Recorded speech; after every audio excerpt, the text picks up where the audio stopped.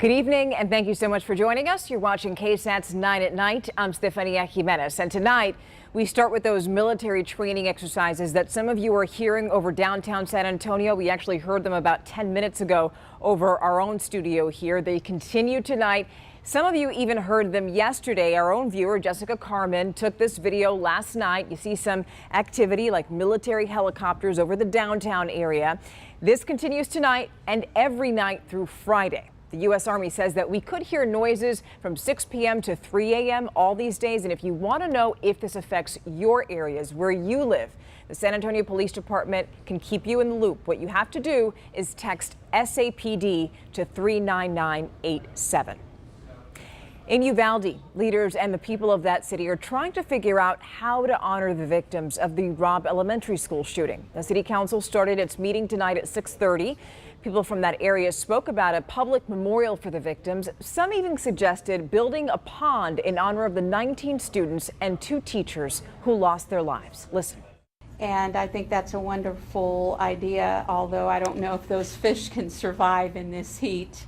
I do think that we need to really be cognizant of bringing peace to the area in every way that we can.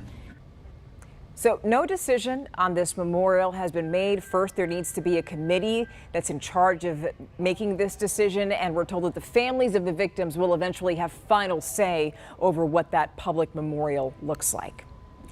Also tonight, lots of questions about why the FBI raided former President Donald Trump's home in Florida. This happened yesterday, and we know that this is part of an investigation into whether the former president took classified records from the White House.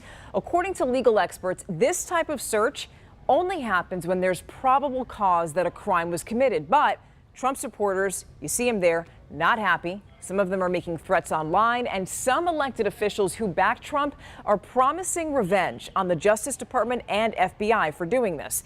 The former president was not at Mar-a-Lago during that raid, but claims that agents broke his safe. You could read more about this on KSAT.com. What took so long? That's what people in a North Side neighborhood are asking after dealing with a water main break for days.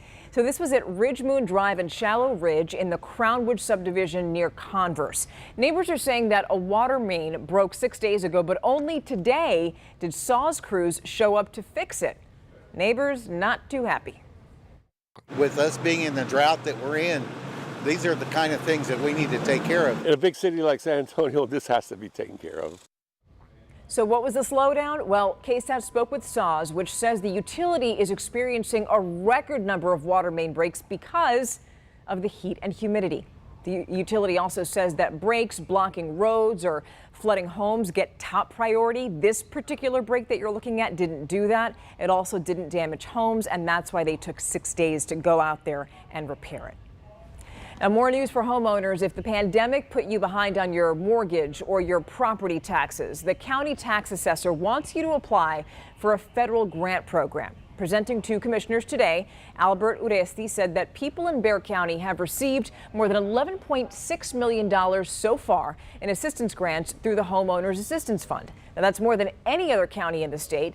The federal program, though, still available to people who've been affected by COVID. You can get up to $25,000 in help towards back taxes. You could also get up to $65,000 for late mortgage payments.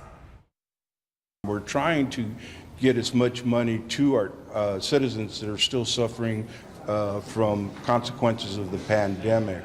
Our goal is to try to get as much mortgage assistance and to try to get as much property tax assistance as possible. We think it's important to try to keep families in their homes.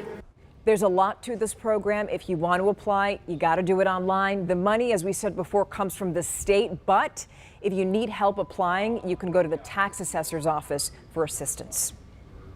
School lunch is no longer going to be free for all public school students, so that means parents are either going to have to pack lunch boxes for their kids or just give them lunch money. Either way, it's going to cost more. School cafeteria prices are up, and so are groceries. So 12 on your side's Marilyn Morris talks with the $5 dinner mom to help you stretch your back-to-school dollars.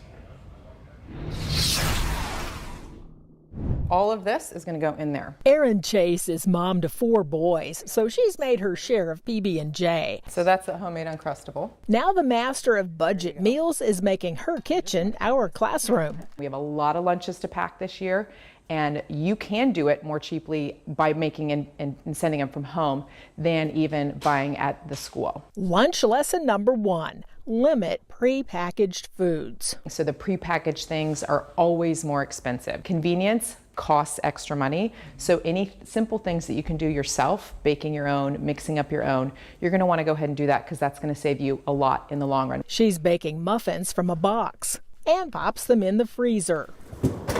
I think the freezer is one of the most underutilized parts of packing lunches because you can make and bake ahead and then grab from the freezer and drop into a lunchbox. Next, if you do buy prepackaged, buy in bulk. Chips, cookies, veggies, buy the big single bag and just divvy them up. Number 3, for brown bagging, limit the bags, paper and plastic. Instead, think reusable. I would invest in some great containers and, reusable baggies if you can. And involve the kids so nothing's thrown out. I want you to have a conversation with your kids so that you're packing the perfect lunch for them that works for your budget. Marilyn Moritz, KSAT 12 News.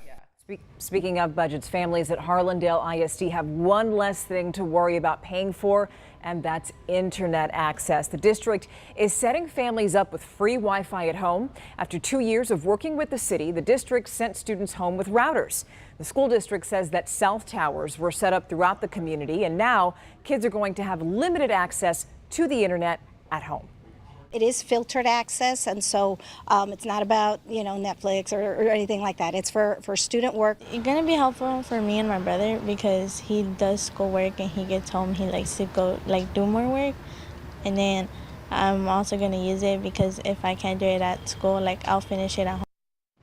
Yeah, the district says it's going to collect data to see if students are using the Wi-Fi, and they want to see how much it's helping. And if the program does well, it's possible that you'll see it in other areas. So how about school supplies? Well, thanks to a nonprofit, elementary school students are getting those for free.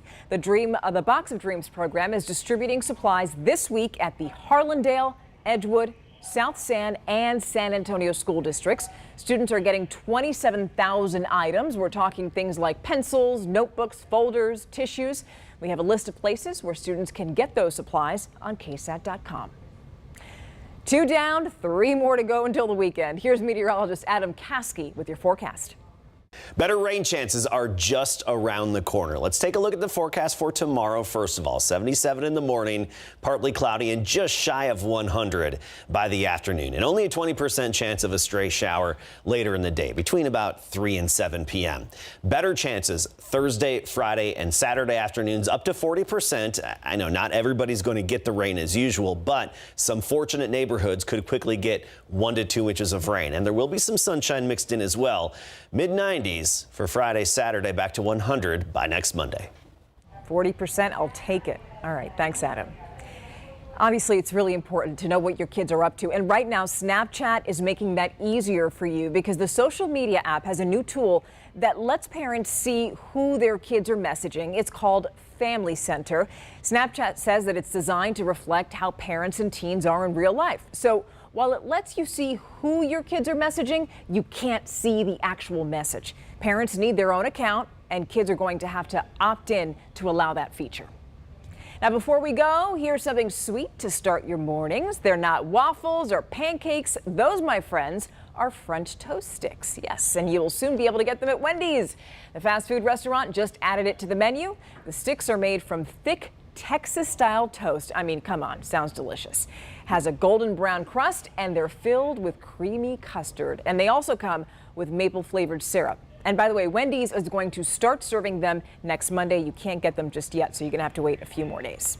Sounds like good breakfast food. Now, on that note, have a wonderful night, and we'll see you right back here on KSAT's 9 at Night tomorrow.